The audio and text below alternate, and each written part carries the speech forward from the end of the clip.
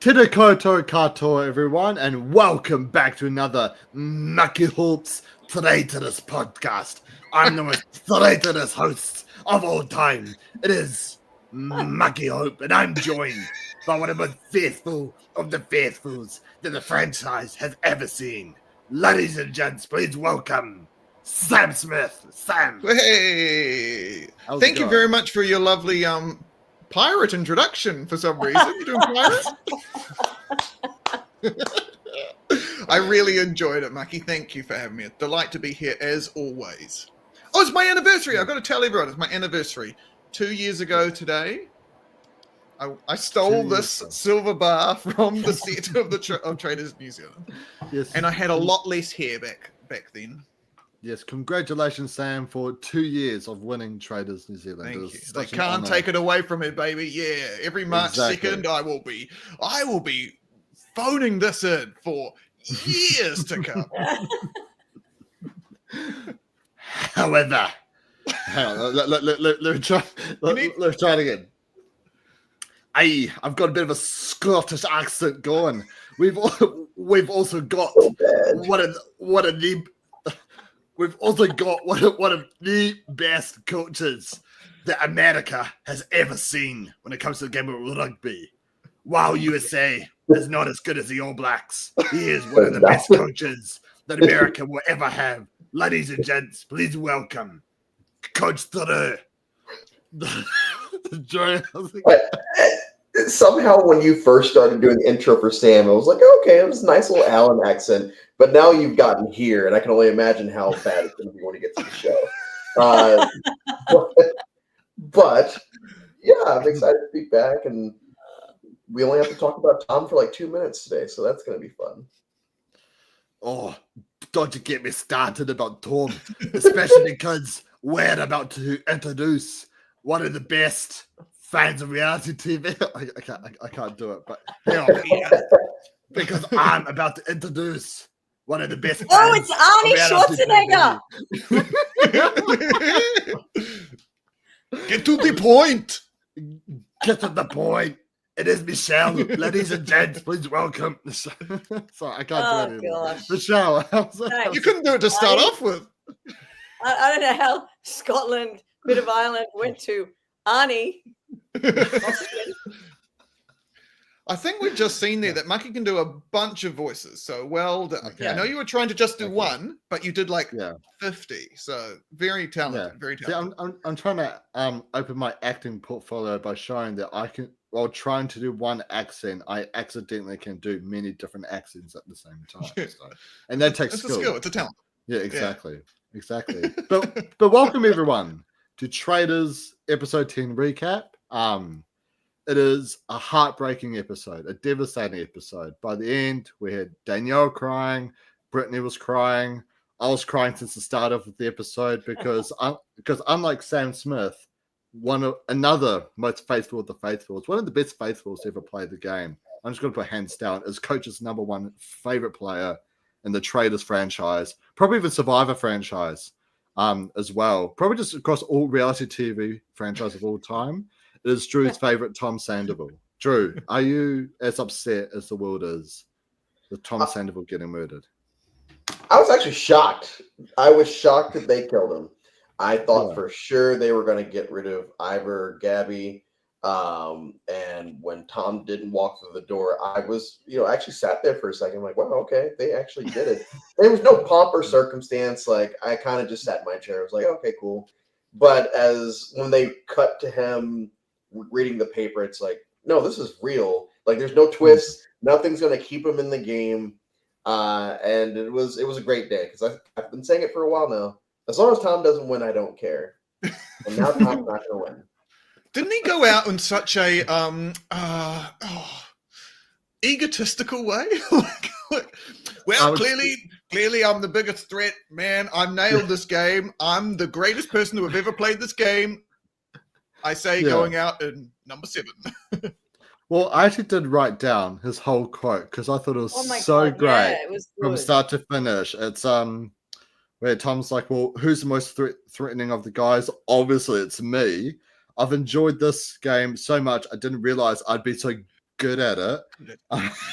It's kind of cool. I was a pleasure to work with for the most part, and I was valued and respected. And I was gonna I'm like, The other thing you were, Tom, was openly hated by many of the cast Yeah. and many of the people on this stream right now. except for me. I've been Tom's biggest fan since the very Yeah. start. Yeah, but Michelle, what's your thoughts on Tom Sandoval getting murdered here? Well, I think they felt he was a threat because he just goes off on tangents, and then all of a sudden he might go for somebody that he didn't go for before. Yeah. But the way he went out was amazing. Whoever reads like their own little blurb that someone is supposed to write about them and writes about themselves. I did pause and I rewound and I wrote some of the quote down. I didn't write the whole thing, but I'm like, this is gold. It's so good. I mean, Sam, even in like the previous mission as well, where it's that chess one, and they're like, who is the biggest threat in the game? And he's like, oh, obviously it's me. And then when he gets picked for like the biggest leader, or like who's like the leader of the faithful, he's like, I have always kind of seen myself as a lone wolf. I think in his mind, I think he thinks he won. I think he's at home right now, be like, good job, me. I can't believe I wonder when my money's going to show up because I definitely won this game. Yeah. I mean, his delusions were. He'd make a good politician. Yeah, definitely. Well, Drew, I kind of feel like we need to bring in the fan favorite vote that Survivor All Stars had, and we just give him $1 million. Honestly, if they were to do that with this season, I feel like the fans would probably not vote for Tom, like even top 3. It wouldn't even be one of those like, oh, it came down to Tom and Ivor. It's like, no, it didn't. That's a lie. It's Dylan, like 100% all day Dylan. Yeah, it's going to go to Dylan. I feel like Carolyn might actually win. Like for like a fan favorite. Oh, favorite. I was about to say, she got voted out, right? Yeah, I know. Yeah, no. I was so scared Carolyn's going to get murdered this episode, guys. God. Gosh.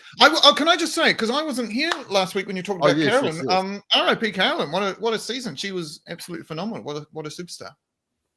Yeah. Did you watch our recap for last week, Sam? No, I didn't. Wow, how unfaithful of you. That's pretty suspicious, Sam. That's pretty suspicious. But it really was.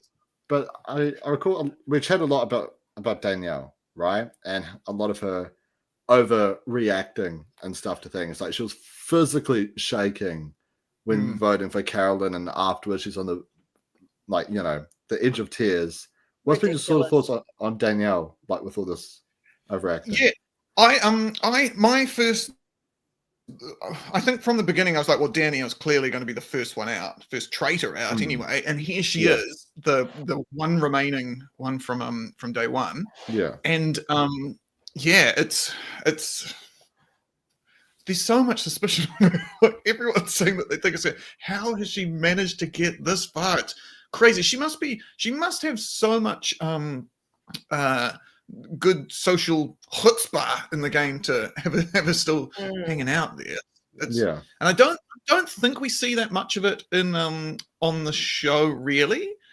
But man, she must be doing something right. She's there for now. I don't see her stick around too long. Let's jump ahead a little bit. I think Brittany's written her name down.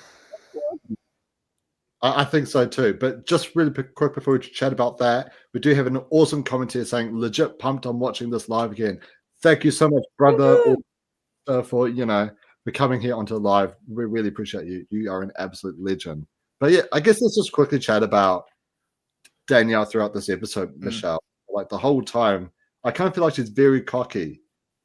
Oh, because she's so happy she's got Brittany by her side. She feels like she can't lose. She feels like it's like the best option for her to be able to get to the end. But she doesn't realize that a lot of people are still on to her. And when you have the other major players leave, then they've all sort of come back around and come back onto her again. Yeah.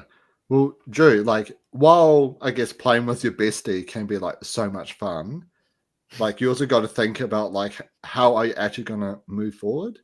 And I feel like there's something that Danielle hasn't really thought about that much. Like, do you think, I guess, what is it, recruiting Brittany? I actually feel like it might be the wrong move. Do you think she should have gone for one of the guys? Go for one of the guys. Go for Gabby. Go for literally anyone, because everyone is saying your name now, except for Brittany, who also has suspicions of you anyway. Oh, don't pick Dolores either. So you have Ivor, Tom, and Zac Efron's brother, Dylan. I don't know how. Dylan. And I think there's probably someone else in there.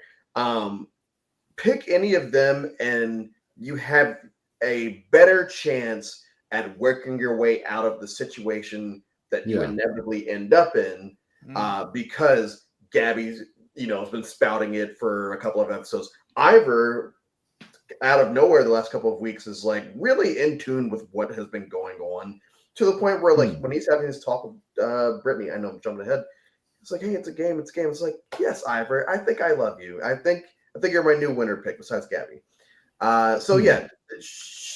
Brittany wasn't the right choice, and we might end up seeing Danielle go home next week and another traitor on traitor, blind side, whatever we want to call it. Yeah. What do you think though, if say Danielle would have put up say Gabby to be the other traitor, like take someone out of the equation, someone that is for her, take her out so that she's not being targeted anymore, would Gabby then still play along? Yes, I'm sus on Danielle, let's get her out so she can be a traitor by herself. Or do you think someone like Gabby would have played with Danielle? That is a hard one.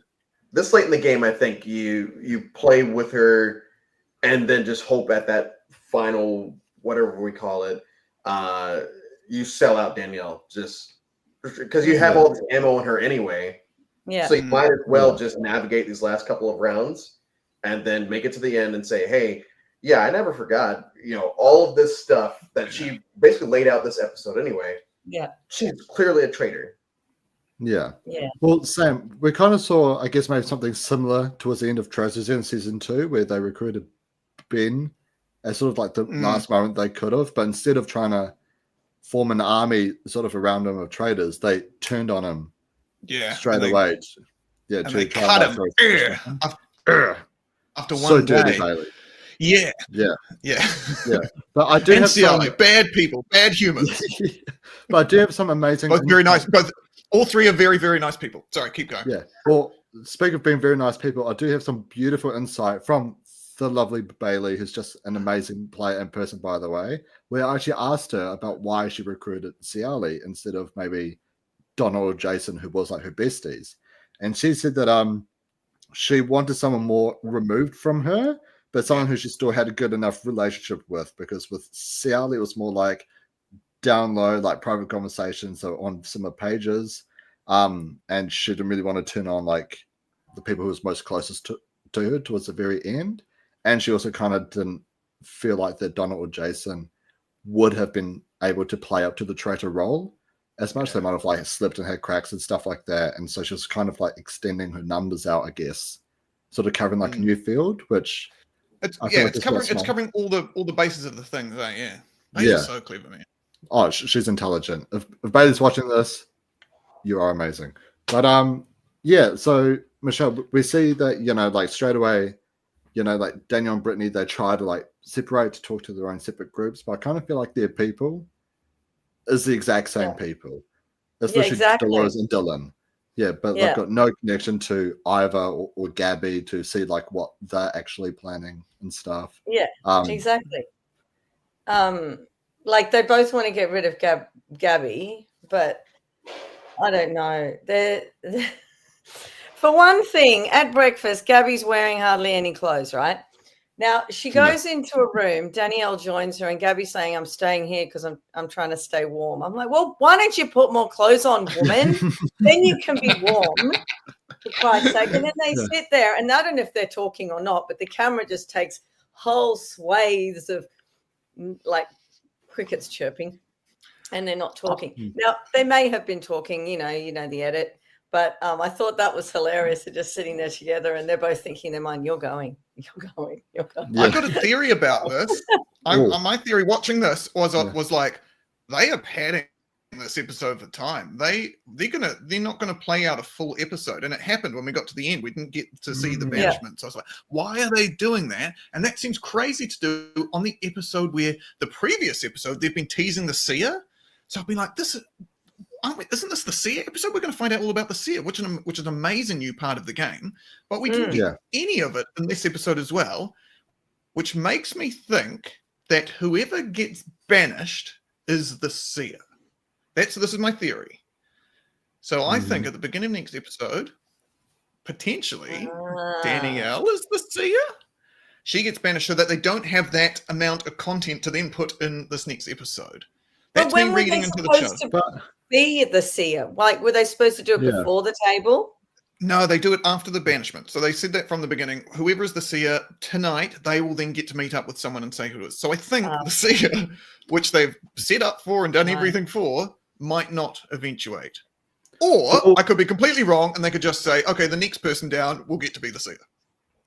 Yeah, well, that's what I was just bringing up. I feel like, because I was trying to do the math, and, was it Danielle, took away so much money across the missions, and the first one she got 500, and then she's the only one to get $2,000, and who knows how many coins each of them had got a sort of lost count and trying to count. But I feel like otherwise it would just be a complete waste of a twist. You get what I mean? How funny would it be? It's like, oh, we've got this whole twist set up, but you don't get to see it because that person got voted out. And it's right near the end. Like when you play when you play Mafia or Werewolf Online, you have a seer, but they're not called a seer. That's usually the cop or something. And they get to check out people and, all the way along. And it's funny when you're watching it. If you know who the cop is or you have an idea, it's funny to see them try and say if they know who somebody is, not one of the traitors. It's very difficult to try and relay that information, not implicate yourself, because if anyone knows you're the cop, then the traitors are going to kill you. And it's really interesting, and it's a great ploy in the whole show, but they brought it in too late. It should have been done a few episodes ago. I think the reason they've brought this in, because it was in the UK season 3 as well. I think the reason they brought it in is because they're not revealing their roles at the end of the when people are banished for these last couple of round tables. It hugely puts it in the favor of the traitors, and so by bringing this in, it sort of levels up the chance that the faithfuls might actually win, which is good for me as Team Faithful. But I'm not. I still don't know whether we kind of need that yet. The series, the series are all still very, very different, and I'm not sure if we need it straight away, but we've got it, so hey, let's enjoy it. Well, Drew, something I was low-key thinking about is that earlier on in the season, you didn't really need a seer advantage because you got Boston Rob causing chaos, Bob the Drag Queen, Carolyn, Danielle, West, Derek, all causing so much drama and chaos. But now we've sort of gone towards a more quieter tail end of the game, where it really does seem like the main question at the moment is Danielle somehow going to make it to the end and win? I feel like that's one of the biggest questions sort of going into this last couple of episodes. So do you think maybe the seer twist was added in at this stage because of the lack of drama, or? I mean, I could see. I know this is kind of a cop-out answer, but I could see it both ways. I could see it as this has always been the plan, and I can see this as, hey, we need something. But also, their production, everyone, they're probably having so much fun out there anyway that they don't even notice that somehow the game has taken. Because we're still, it's not like we're not getting any content. And I know last week I was like, oh yeah, it's kind of been a little bit of a lull. But really it hasn't, because Gabby versus Danielle has now taken the spot of Rob versus Wes or Rob versus Derek. Ivor has become a character that like exists now, and like we know what he's thinking most of the time. Yeah. Even though Tom left at the beginning of this episode, Tom had been carrying a lot of these latter episodes. So I feel like content-wise, they probably still are getting what they want. So that would probably say that I'm leaning more towards this was always the plan, and it just so happens that in TV world, it happened to show up right when a lot of the fans were like, "Hey, it's starting to lull a little bit." Like never bad, but it's starting to lull a little back. And then, oh well, don't worry, we've got this coming, so we're good. Yeah. We do have a few comments that I do just want to quickly read out. We've got Danielle always does this though. Every season of Big Brother, she finds out one person and can't seem to function without being in a duo. I mean, Michelle, we've seen some very powerful duos across Australian Survivor, but I feel like with Survivor Big Brother, it's kind of different to Traitors, because if you're a traitor, you want as much information as you possibly can, right? So I feel like you always kind of need a link who's always going to be on the other side, rather than always having someone on your side, if that kind of makes sense. Yeah. I mean, if you're a traitor, you want to be really close with someone who's a faithful. And because you want that faithful to tell other faithfuls, not to vote for you. So you don't want to just be friends with traitors. I mean, you can't even sit with them because then you'd be totally sus. But you need to have some faithfuls on your side. Yeah. Well, Drew, I mean, no one's really tried that before, I don't think. Just like, you know what? Maybe all the traitors, let's all just chill out. Let's just relax. Let's just relax. Let's just bro down. Especially when you get to this part of the game, when there are like 6 people left and you can potentially have 3 traitors at this time, you can just numbers it out and be cool and just share the money.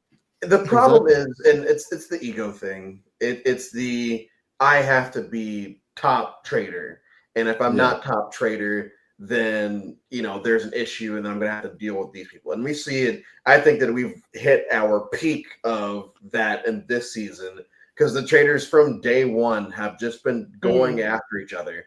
And I think that right now, where we're at this cliffhanger, that the large part of that storyline at that roundtable was this kind of gives off Boston Rob, Bob the Drag Queen type vibe.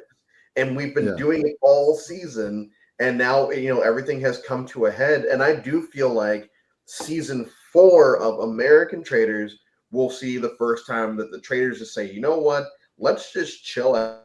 Let's just work together. And because we've seen this not work to perfection yet. And I think they could perfect that coming soon, because there'll be enough, to use a coach word, there will be enough game film to be like, oh, okay, we've analyzed it, and this is what we're doing here now. It would work if they all don't have inflated egos. I mean, Rob doesn't have an inflated ego, but obviously a couple of them did. And I think if you're ending up with 3 traitors with inflated egos, they're just going to go each other. I mean, we saw that in Australian Survivor, even though they weren't even celebrities. They're not Australian traitors. Like their egos were just out of this world. Like they couldn't work together. So annoying. I think one of the other things we're kind of downplaying is the paranoia, because everyone knows that, I'm meant to be working with you, but this is a game of secrets. If someone brings up your name, they have to sort of go along with it a bit. Otherwise it's suspicious. But then when you hear about that, you're like, oh, you're then after me. And that, I think that must eat you up so much. Well, so, Well, Sam, towards like this pointy end of the game, because I don't remember in the edit your name was brought up much at all for any eliminations. Like, was your name ever been brought up towards the tail end? Brooke took my name down once, and people yelled at him for wasting people's time. So I felt very supported in the group, which is great. Yeah. Colin came up in the round table where we knew I knew that 3 other people were going to vote for him. So I felt very comfortable. And it was just after they said you can't be murdered anymore. So I was like, oh, phew, that was my worry. Like people knew I was a faithful. If I could skip being murdered, then I was I was going to be around to the end. And so he did. And then I hadn't prepared anything, but he just sort of said, I've actually started thinking about you, in which case I sort of got to do the part where I actually spoke the most of the round table throughout the whole thing. Just being like, yeah, it's clearly not me. You're clearly struggling. We're going to vote for you. So see ya. See, Michelle, Sam is just like Ali from the Brains Tribe. He's like, Colin, I'm going to vote for you. You're definitely going home. You have no chance. Just try and be happy about it. Stop sulking. Yeah. Ridiculous. Ridiculous. Great moment. I strongly recommend Sam and Drew and anyone watching to watch the season of Australian Survivor because my God, is it mind blowing. But let's quickly just read up the last bits of this chat. But did you see that Danielle tweet though? Apparently in the picture of the tweet, she's drinking coffee with her fingers around the word first. What? And then that doesn't mean anything in Traitors. It means something in Survivor or Amazing Race. But what does it mean in Traitors? Maybe it's like first place for Sia. Well, maybe I don't know. Wait. So I feel like we're reading too much into it. Yeah. What do you mean this is just given second highest dollar amount? What do you mean? What are you on about? Oh no! I understand this. No. It does make sense. They're just saying that like the seer would be the first person who gets the most amount of money, but if they get banished, then whoever got the second highest amount of money would then become the seer. Okay, so that would make sense. Yeah. Okay, but not like at the end of the game they get like the second amount. That in terms of the challenge, that's a completely different game. Right? Yeah, I was like, what is that? Okay. I was wondering if next episode was a longer episode because then potentially they could fit in all the seer stuff and everything. Well, because isn't the reunion show part of the finale episode? That's number 12. That's episode 12, I think. Right. Episode 12. Oh, okay. I think so they filmed the reunion like last week. Yeah. Yeah. Oh, and we do see here, yes, Sam, regarding the challenge. Whoa. Thanks. Yeah, but let's quickly talk about the mission though, because Sam, I feel like this was another great one. I thought they were actually about to use one of your missions that you wrote in Traitors New Zealand season 2, where I thought they were going to do the whole like the ghost orb thing, and you've got like the ghost of the past players that all gets to chat to the players left in the game. But no, they're just rehashing old missions because the artist called it Sam. So I thought the whole idea of that is that when people leave, somehow you find out what they actually are, and so you're like, oh, that person was banished, and they turned out to be a faithful. So what they say must be true, but that's not the case at all. They were just as clueless as everyone else, and I thought it'd be funny to do a mission based on that, where you get to think, oh, so this person was thinking that XYZ was a. But yeah, this mission was just a callback to 3 other missions, and that's kind of interesting. Pretty much it. Yeah, Drew. It was kind of like, we've got 2 missions left. We cut there's what should the one of the missions be? Oh, let's just rehash 3 previous ones. It'll be all right. It'll be cool. But in saying that, I actually really enjoyed it. This is the part of the episode that dragged for me this week. It was just like you could see them really padding the time with how much content we got from the challenge. That I mean, I sat and watched the entire thing, but I'm like, please be done with this. I don't care. I don't care about any of this. Just get to the end. Tell me who the seer is, which we don't even find out, and let's get to this round table. Yeah. But that's just my bias towards the challenge aspect of Traitors. So, like, if it is a challenge that goes on for a long time, I'm kind of going to check out. But that's not it looked like fun. There was fun little moments, Dylan sitting in last place, pulling the string, trying to catch up, and him failing. Every side eye that Gabby gave to Danielle during that challenge and just in general this episode was a lot of fun. Alan's outfits are starting to become very distracting. This is now 3 years in a row. It's like, all right, you're really taking from everything that's happening here. So that was not the best. Well, Michelle, we've been given nothing but praise to Alan's outfits throughout the season. But I feel like now that Bob the Drag Queen is gone, Alan can finally become a true peacock. He can finally really express himself. I think every outfit has been fantastic, but when you suddenly put vinyl with tartan, it sort of doesn't work. I was thinking wrong thoughts with the vinyl, and then there's the tartan, and then it just got bigger and messier at the challenge. I'm like, just stop. Go back to being flamboyant, but don't mess with different sort of genres of clothing. My thing about this, it's like when you see a comedian who dresses funny, you're like, well, no, that makes it harder. It means your jokes, your material then needs to be weirder for that to juxtapose against what you're wearing. If you're wearing something weird already, and then you say a pretty decent joke, you'll be like, well, yeah, I'd expect someone dressed like that to be crazy. So when someone dresses a bit more sensibly and more well put together, and then they say something really sort of debonair or really spooky or traitorous, then sorry, you're the master, you do it perfectly. It just seems to it makes your own job harder. That's why. But I'm not. Also, I'm legally blind. I don't give a shit about what people look like. So maybe it's other people who like fashion. Danielle's doll was so scary. Did you hear that voice? Of all the voices, all the others just sounded like little girls, but this one was like out of a horror movie. And I was Mucky, do the voice, Mucky. Yeah. What, the Annabelle voice, the doll voice. Yeah. Oh wait, I'm gonna have to quickly go back to what the doll sounded like. How? Give me a few minutes, but Michelle,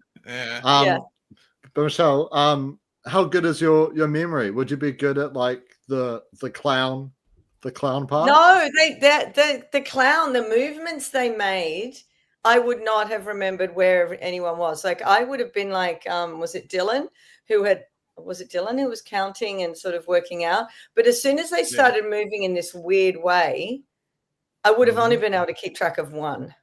And then that doesn't work when there's 5 of them. Yeah, would have been hard. Would have been really hard.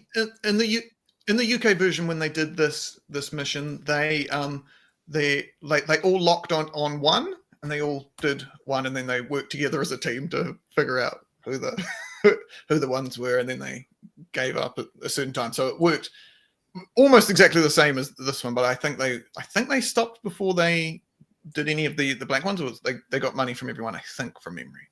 I think that's right. Smart way of going about it, because at the end of the day, we're all trying to put money into the same pot. Like, I understand that there's this advantage now where everyone wants to be the seer, but guess what? We're here for the money. We are.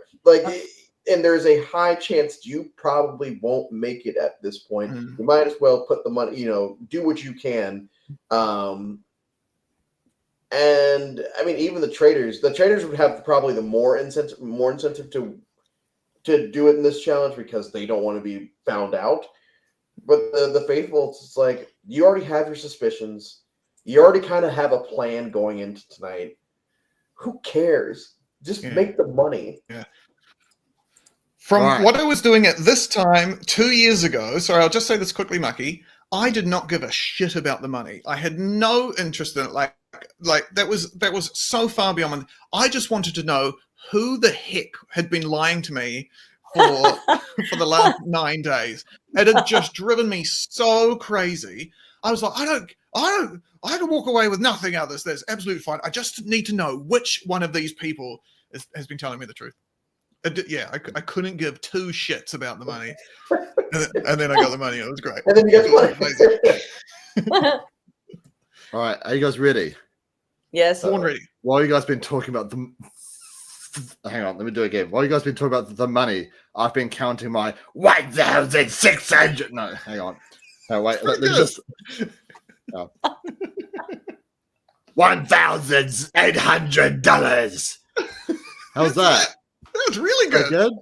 Yeah, like, your Scottish accent actually improved. Yeah.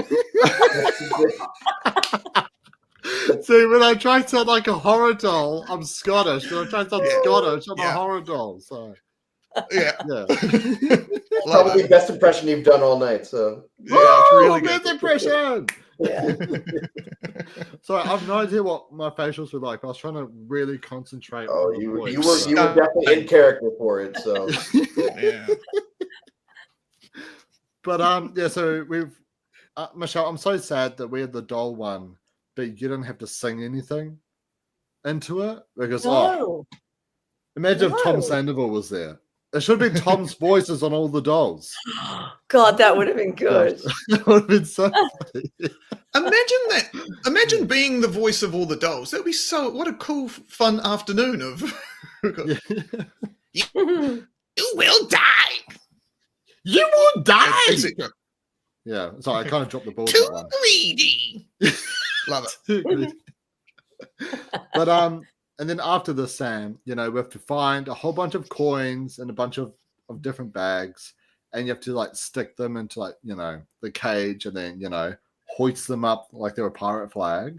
But yeah, I was a little bit disappointed with this part because I was thinking, how good would it be if it's filled from all like the bugs? Yeah. Oh, you get what I mean? They had them like, yeah, true. But they already had enough disgustingness. Yeah, who said it went in their face? Who was it? Oh, Dylan. Dylan. Dylan. Bloody love Dylan. I hope he wins. I in the UK version of this task, one of the people got coins and put them in someone else's one to ensure that someone that they trusted would become the seer, and I think that was it. I was waiting for something to happen like that, but of course it didn't happen. But yeah. That's an interesting strategy. Yeah. To add to that. Very interesting. So Brittany and Danielle should have really pulled. They really could. No one would have really suspected it because they're good friends anyway. Yeah. Yeah. And if Brittany had purposely not done well in the first couple and Danielle had done great, she'd be like, well, I'm out of the running, so I'm going to get my friend to do it. Because you could actually stormroll it right then. Yeah. Yeah. You just need other person to believe you, and then you vote someone out, and you're away, and you've won the game. Yeah. Yeah, I think it's really hard because I've got it down here. So Brittany had won 1,000, then won 1,400 in the next one, whereas Danielle only won 500, and then 2,000. So I guess Danielle's only like literally $100 ahead of Brittany, whereas you have Ivor at just 500. Dolores like at the same as Brittany at total 2,400. Gabby with nothing and Dylan with nothing. So pretty much your only competition is Dolores, and I kind of feel like yes you could team up, but then it's also like what if then other people team up for Dolores, right? So I kind of feel like it's between you three. You might as well just keep making sure it is always going to be like if you've got 2 out of 3 times.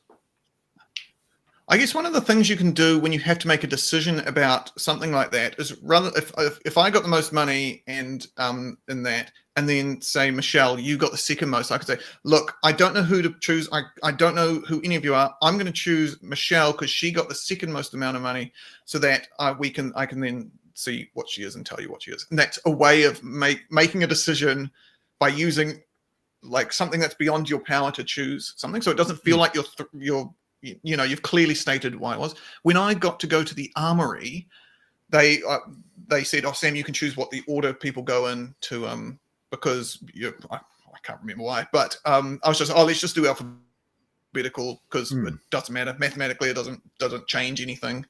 I think that meant I got to go in last, but which is probably the I don't know if that's good or not. Yeah. No, yeah. But I mean, it's exactly the same as thing. It kind of takes the choice out of my hands, which is good because it means that I can't be seen as a threat in any way. Yeah. I was just constantly the whole time I was there. Don't be a threat. Don't be a threat. Don't be a threat. Don't be a threat. And I very much wasn't. Maybe Danielle's copying your game, Sam, because with like the portrait mission, there was something that Boston Rob said in his exit interview he did with Rob and Priya on Ahab, where Rob actually said that Danielle at one point took hers off to put up, I think it was Derek's one, I think. Something like that, yeah. Yeah. Oh, a clip of that. Yeah, it was something like that. And so it's like maybe the goal is to accidentally play so bad. You go, I mean, like, oh gosh, look, I stuffed it for myself. That people are like, no way this person can be a traitor. Yeah. You know? Oh, it's going to be so interesting to see Danielle's exit interview. Oh, yeah, that would be so great. I mean, I do feel quite bad for Danielle because I have seen like online there's been like quite a bit of hate towards her as well. And I know with the Australian Survivor, Michelle, there's a lot of hate going towards a lot of the players and stuff at the moment. Yeah. As well for poor gameplay. And I mean, there has been poor gameplay. I mean, yeah, it's so fair. It's like people don't need to be attacked for it just because they don't understand what they're doing.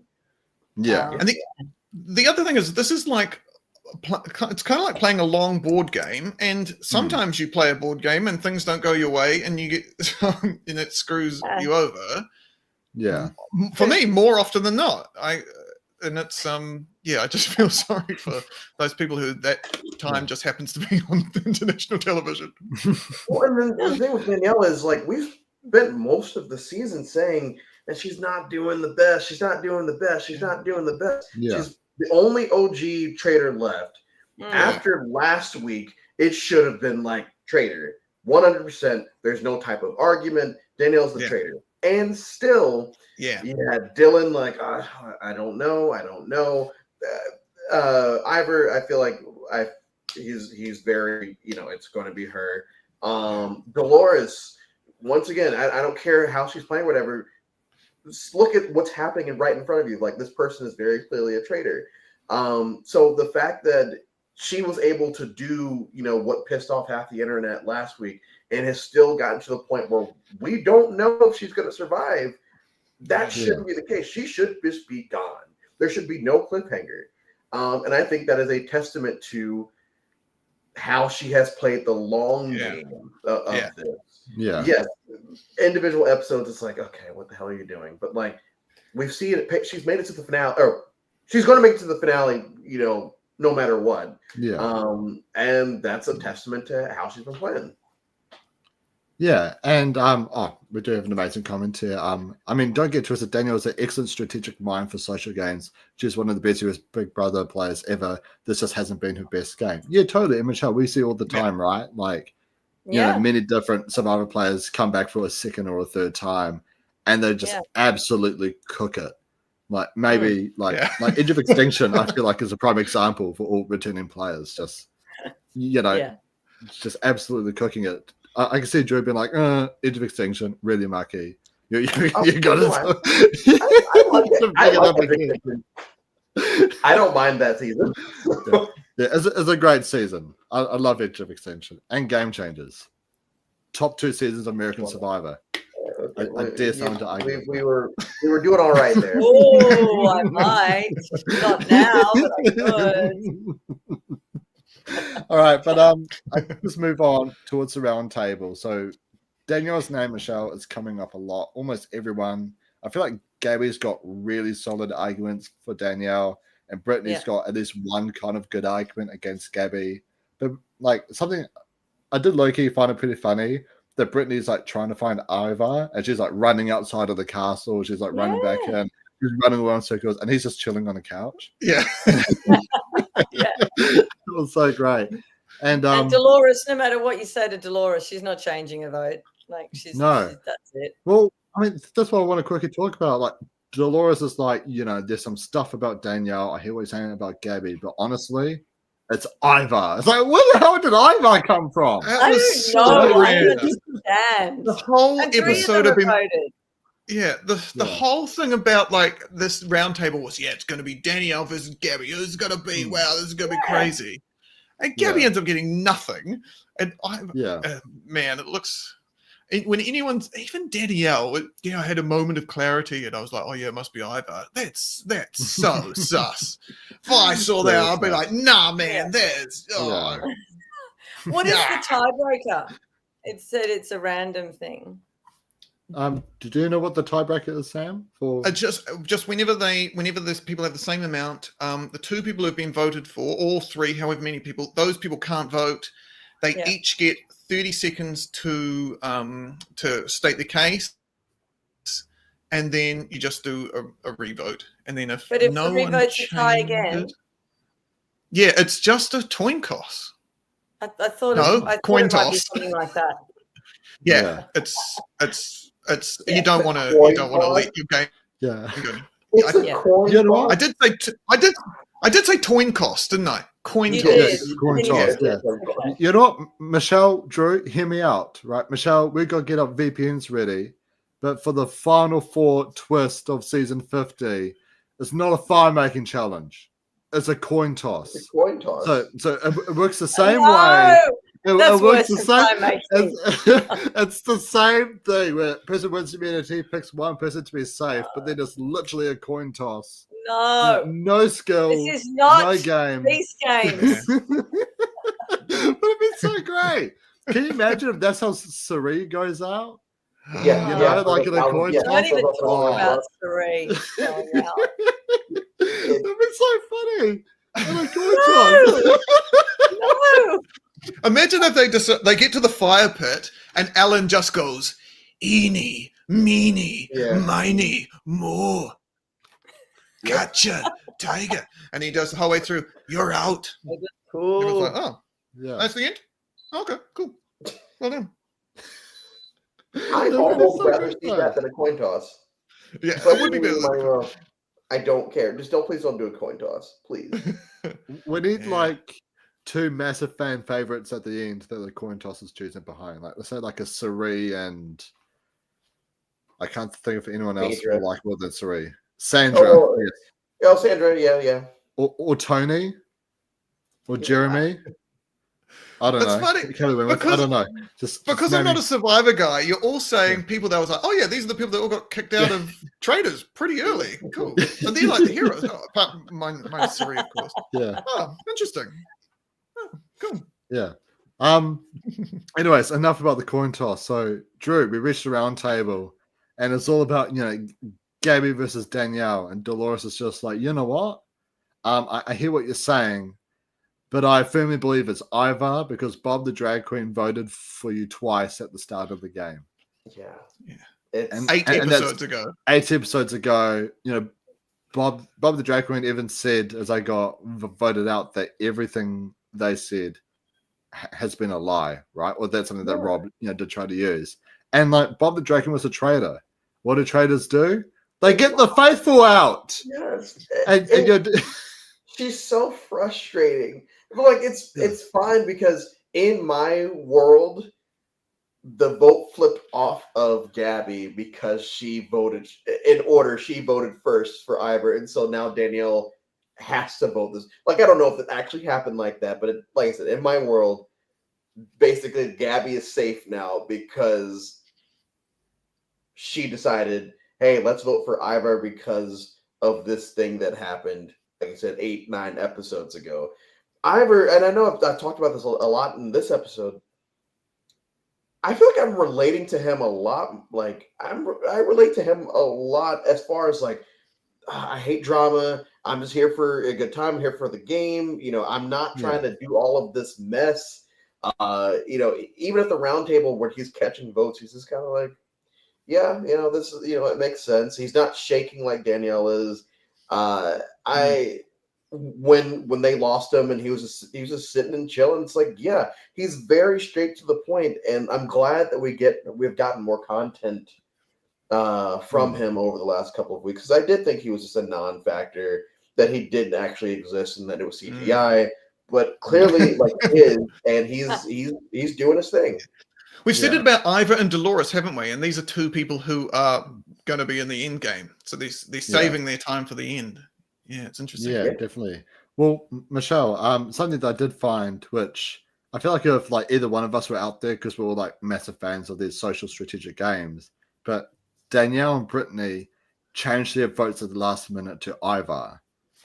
And I feel like if anyone's picking up on that, why would they be so hard on Gabby, but then just randomly change it to Ivar? Oh, it's because they're traitors and they're trying to save their own asses, right?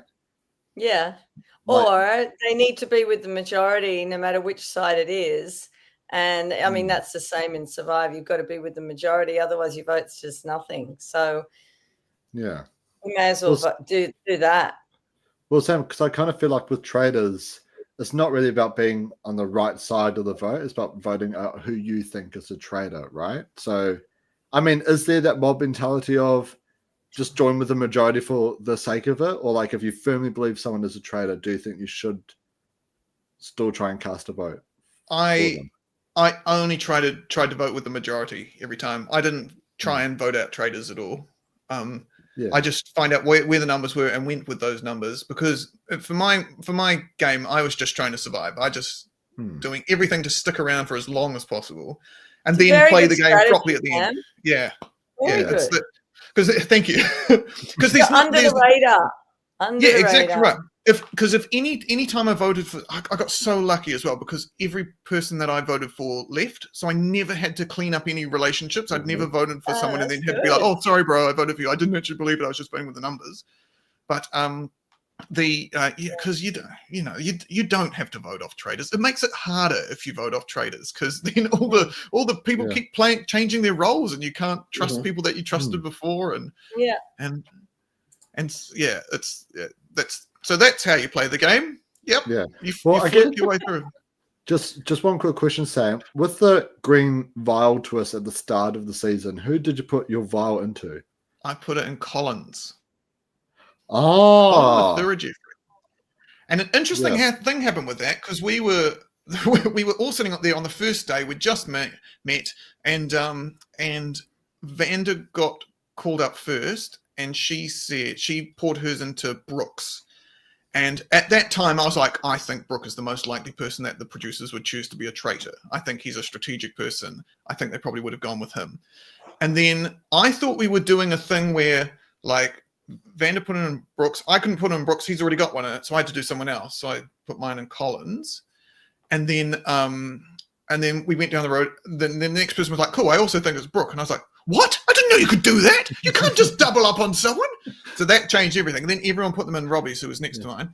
And then straight away after that, I went up to Colin and I gave him a big hug and said, I don't think you're a traitor at all. I think it's Brooke. But I think, for XYZ. So I think that stopped Colin then coming to attack me until later in the game.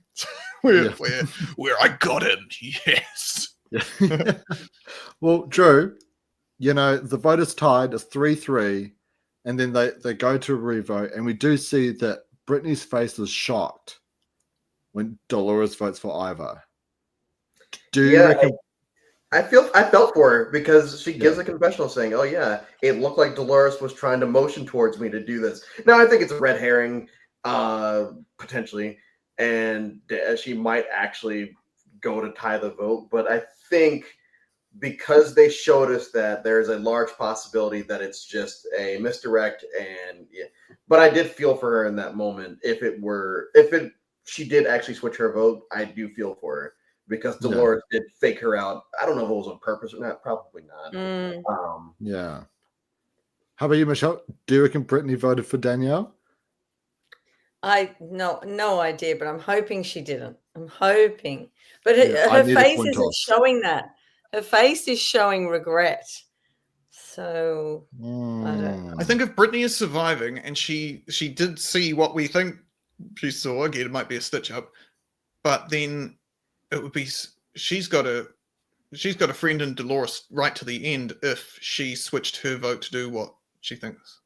Are Brittany and Danielle speaking right now on social media? That is the telltale sign. Yeah. I'm surprised that they're allowed to. I thought that they seem to be saying quite a lot on social media, much more than we were sort of. We weren't banned from saying anything. We were sort of, everything we had to say was kind of, hey, watch the show. No spoilers here, but watch the show. But they seem to be revealing a bunch of stuff. Well, Sam, it's because they're reality TV stars. They can do whatever the hell they want.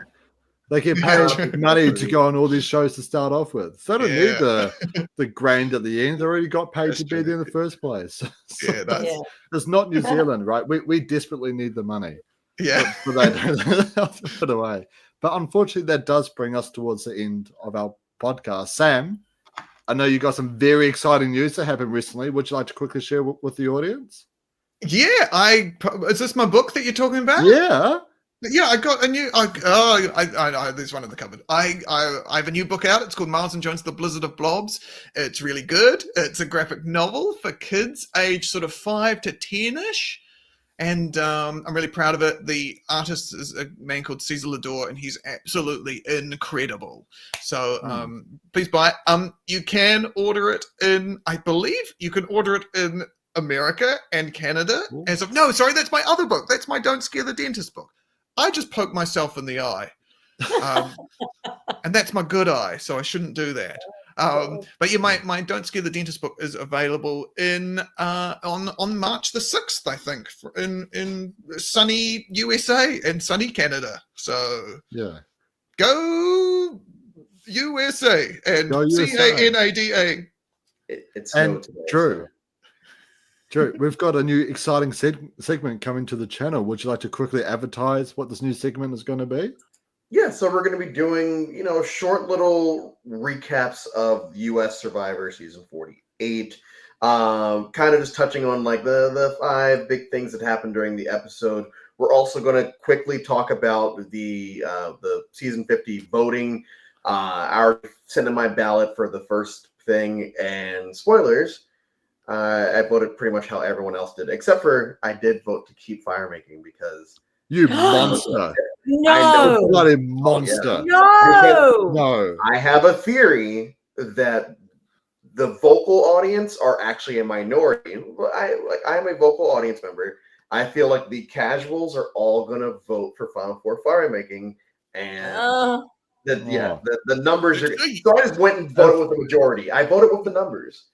It's a useful life skill. Well, here's the thing, Drew. Right, you're not going back to camp with pissed off tribe members if you vote with the minority here.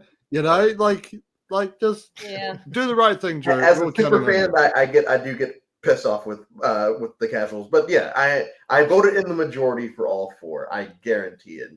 But yeah, I'm really looking forward to talking about that. It's the first episode was very good, and for anyone that knows me from my previous channels, you can probably guess who my winner pick is, and if not, tune in whenever we record, and you'll figure it out.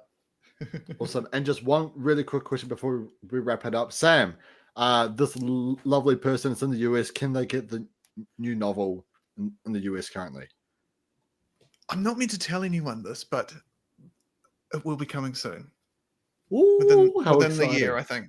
So it's the Miles and Jones series that was. So thank you for asking. Yes, should be coming soon. But again, I'm not meant to reveal that information until later. It's okay. It's only our secret. This clip is only staying on the internet forever, Sam. You will be trialed and judged. Is this on the internet? Is this on the internet? Oh god. Oh my gosh. But oh no. But unfortunately, that does bring us to the end of the podcast. If you're new, smash the subscribe button, Michelle. We've upped the graphics here. We've got a wiki face now. Have you noticed it? I know. My gosh. Kind of sexy. Very sexy. Gosh. So if you want to stay sexy, subscribe now. Subscribe. Wait. You need to do all this in your Scottish accent. Sorry. Hey, if you want to stay sexy, you got to subscribe now. It's got a winky face. If you want me to give you a winky face, you better subscribe, like, and comment on this video. Then until next time, I'm your host, Mucky Productions. and we'll catch you in the next one. Cack it down, not everybody. Peace. Bye.